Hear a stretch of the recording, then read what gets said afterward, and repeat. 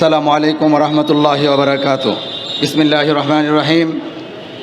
শতাব্দীর প্রাচীনতম সংগঠন জমিয়ত উলামা ইসলাম বাংলাদেশের সহযোগী সংগঠন হৃদয়ের সংগঠন ছাত্র জমিয়ত বাংলাদেশ কর্তৃক আয়োজিত আজকের 11ই অক্টোবর 2024 সালে ঢাকার অন্যতম একটি স্পট এই শাহবাগ চত্বরে ইনসাফ ভিত্তিক আদর্শ রাষ্ট্র গঠনে মহানবী সাল্লাল্লাহু আলাইহি সাল্লামের অবদান শীর্ষক এই সিরাত মাহফিলের সম্মানিত সভাপতি, প্রধান অতিথি, প্রধান বক্তা, বিশেষ অতিথিবৃন্দ আর বাংলাদেশের বিভিন্ন জায়গা থেকে, সিলেট থেকে, সুনামগঞ্জ থেকে, মৌলভীবাজার থেকে, পঞ্চগড় থেকে, বরিশাল থেকে, খুলনা থেকে, গাজীপুর থেকে, টাঙ্গাইল থেকে, নীলফামারী থেকে, বিভিন্ন জায়গা থেকে আগত ছাত্র জমিয়তের দায়িত্বশীল বন্ধুগণ, আজকে যে এই চত্বরে দাঁড়িয়ে আমরা কথা বলছি, আমাদের মাদ্রাসাগুলিতে, আমাদের মসজিদে, আমাদের মাসিক আপনার সিরাতুন নবীর মাসে রবিউল আউয়ালে সিরাতের আলোচনা হয়।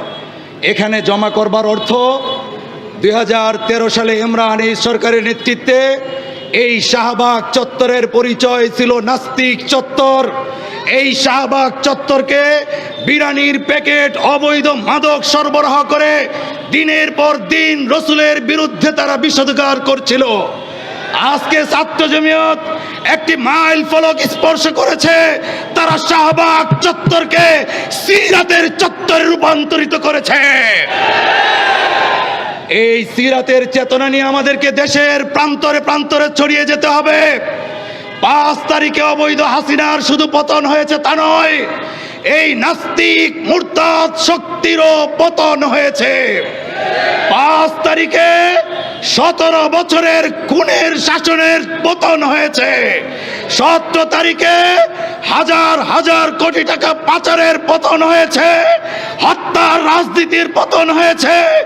আলেমদেরকে যারা বন্দী করেছিল, পত্রিকা টেলিভিশনে যারা আলেমদের চরিত্র হনন করে সংবাদ প্রকাশ করেছিল, এই অপরাজনীতির পতন হয়েছে।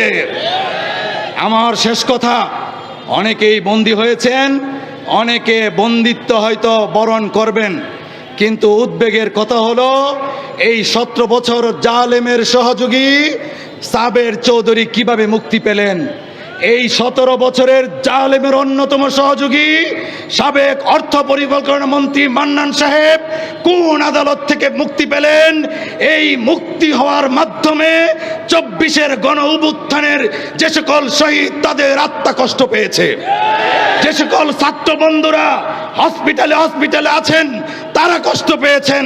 রসুলের সিরত হলো মক্কা বিজয়ে সকলকে মাফ করে দিয়েছেন, কিন্তু 11 জনের নাম বলে দিয়েছেন, তারা যদি কাবাগরের গিলাফেও দাঁড়িয়ে থাকে তাদের বিচার কার্যকর করা হবে। যারা 17 বছর আলেমদের উপর জুলুম করলো, হেফাজতের 13 সালের গণহত্যা সংগঠিত করলো, 57 জন সেনা অফিসার হত্যা করলেন, জুডিশিয়াল কিলিং, বিচার বিভাগীয় হত্যাকাণ্ড ঘটালেন, যারা আমাদেরকে আয়নাঘরে বন্দী রাখলেন, আমাদের দলের মহাসচিব সহ সহসভাপতিদেরকে জেলখানায় বন্দী রাখতেন, তাদের কোনো ক্ষমা নাই।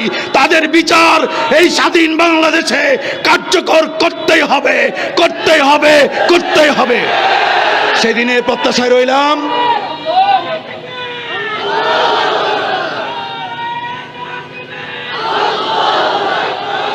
রসুলের সিরাতের ভিত্তিতে একটি আদর্শ সংবিধান প্রতিষ্ঠিত হবে, আদর্শ রাষ্ট্র প্রতিষ্ঠিত হবে, এই প্রত্যাশায় আমার বক্তব্য শেষ করছি।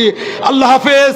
বাংলাদেশ জিন্দাবাদ, জমিয়ত উলামা ইসলাম বাংলাদেশ জিন্দাবাদ, হৃদয়ের সংগঠন ছাত্র জমিয়ত বাংলাদেশ জিন্দাবাদ।